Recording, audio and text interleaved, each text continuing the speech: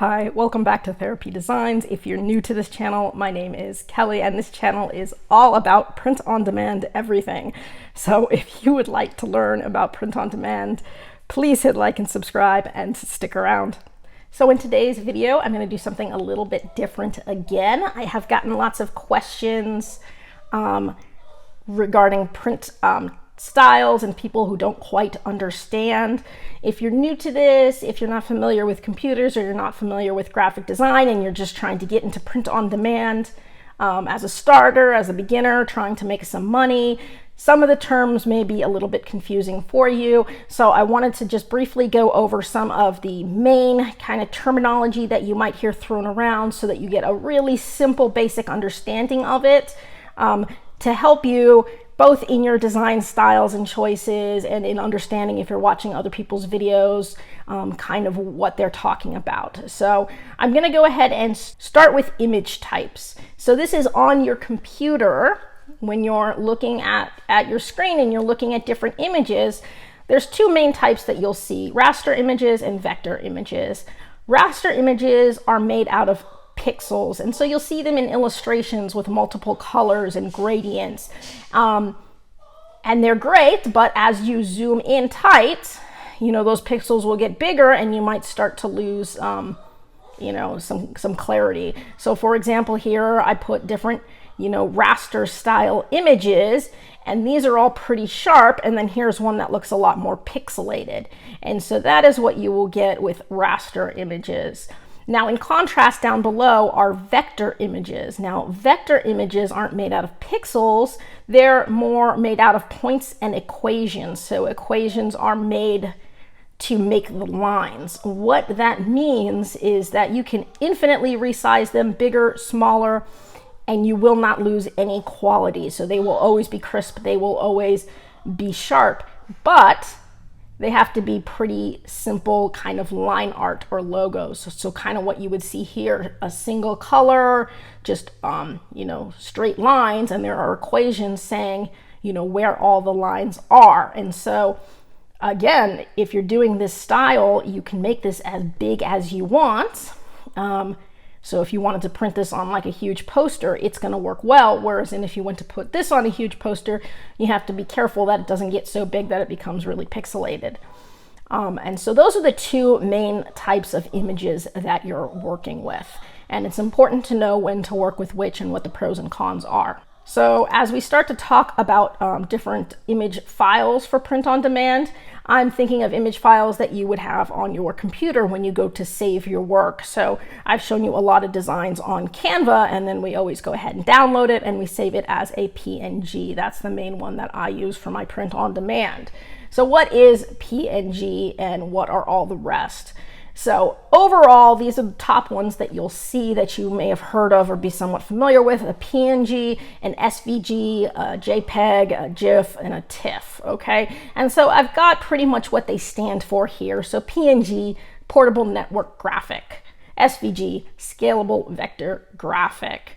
And so you get the idea here. These are just what they're titled. So I'm going to talk about the top ones that you'll see and why you should use one over another or when to use what, okay? All right, so the first one, PNG, that's the one that I use pretty much for all of my designs. I use PNGs, I save them, and that is what I would put up on sites like Merch by Amazon, what I put up on my like Printful or Printify type sites or Redbubble type sites are going to be PNG files. And so PNGs use raster graphics. So they do use pixels. And that's because a lot of my designs will incorporate graphics that are more illustration style, that are going to have, different colors or different gradients of color. And so you're going to use more of a, graphic pixel style. Now a PNG allows you to have a lossless compression,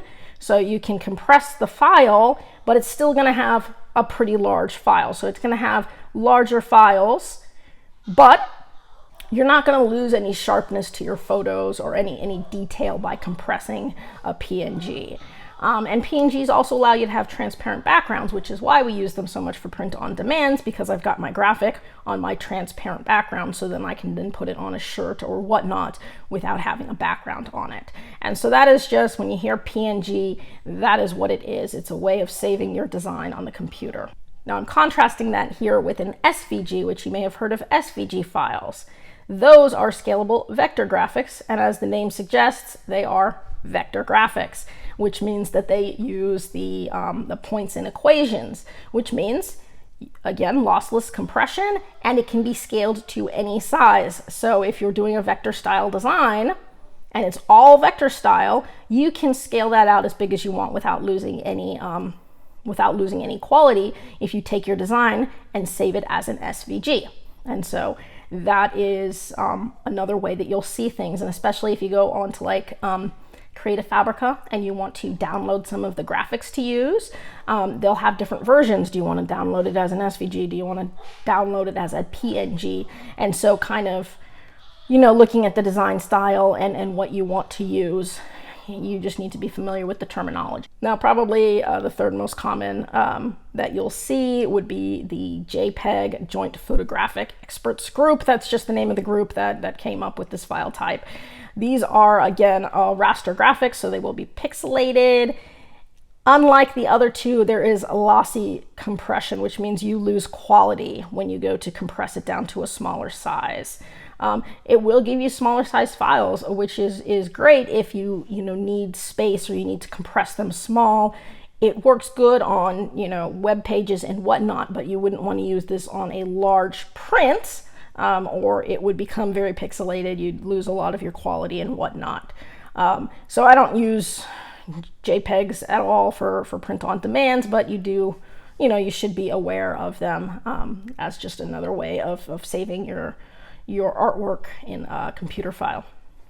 And then I also wanted to go over the common printing methods for print on demand. So the two most common that you're going to see are direct to garment and sublimation. And I had somebody asking about sublimation a couple weeks ago, and they were a little kind of confused on what it was. So I'm going to start by talking about direct to garment printing. Direct to garment printing is what you would see with the big print companies. So if you print with Amazon or Printful or Redbubble, they're doing direct to garment, and it requires a little bit more expensive equipment. It's not the kind of thing that you would necessarily have in your house. It works great on cotton shirts, it works great on dark color shirts, and what it is they are printing the ink right on top of the fabric, which means you will feel the ink on the fabric. It'll kind of feel a little bit rough and you'll feel the ink on the top. A con to this is that it can crack and sort of peel off, so you will get some issues where after you wash it a few times, you might notice that your print is starting to crack or wear off, and that is common with direct to garments. But the pros usually outweigh the cons, because when I talk about sublimation printing, which I'll talk about next, so here's my sublimation printing. I just want to jump right to a couple of the cons right here. Sublimation printing can only be used on polyester, so you can't use it on cotton.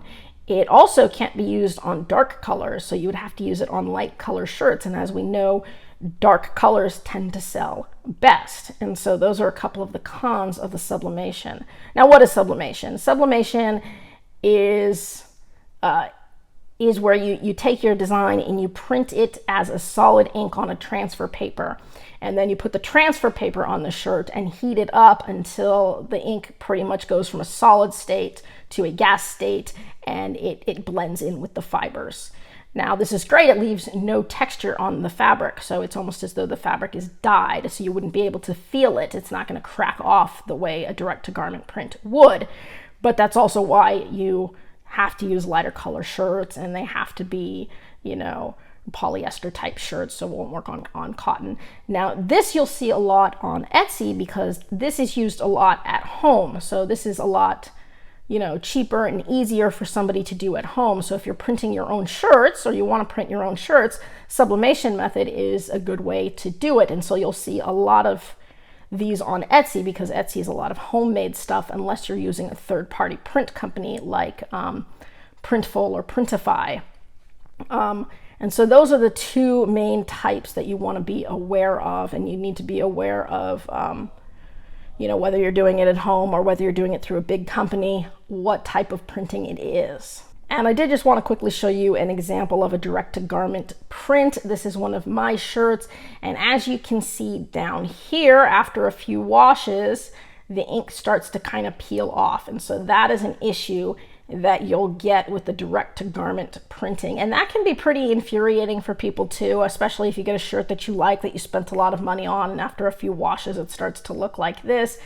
That's irritating. I have one shirt that I got from Redbubble. I think it was Redbubble, it might have been Teespring, one of the big companies, and it was a direct-to-garment print and I really liked it, but I have washed it so many times that there's literally no ink left, and now all it is a t-shirt.